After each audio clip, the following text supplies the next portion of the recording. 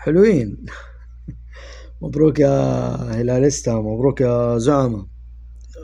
متوقعة، منطقية ومتوقعة مرة، بس اللي ما كان متوقع شكل الهلال اليوم للأمانة.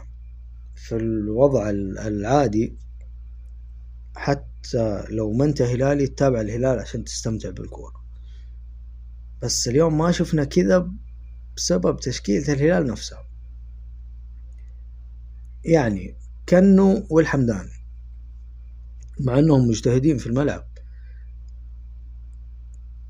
لكن من وجهة نظري البسيطة لو لعب ناصر الدوسري على كنو وليوناردو على الحمدان كان بيكون شكل الهلال مرة أفضل، وأتوقع كان خلصها من الشوط الأول بفارق مرة كبير، لأنه الغرافة أساسا لاعب قدامك وناقص أفضل لاعبين عنده، خوسيلو وإبراهيمي، وهم إذا ما تعرف هم حلول الغرافة الوحيدة تقريبا.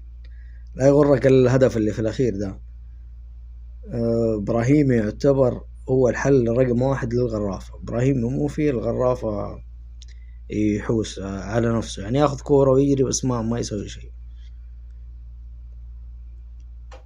للأمانة. إنزاغي اليوم تبديلاته كانت أفضل، مرة كانت أفضل، إنه بدل على مستوى الهجوم أول شيء. لو أنا استغربت التبديلات دي، مو عادته كذا. يوريك إنه ممكن المدرب ده ممكن في المستقبل يغير من وجهة نظره شوية. وبس ما في شيء كثير في المباراة. الهلال كان أخذ المباراة تقريبا طول وعرض، يعني ما في جديد. مبروكين الصدارة. للأمانة أتمنى إنه الأهلي يأخذها، لكن الحمد لله نتقابل إن شاء الله هناك يا رب. الله يعين، يعطيكم العافية.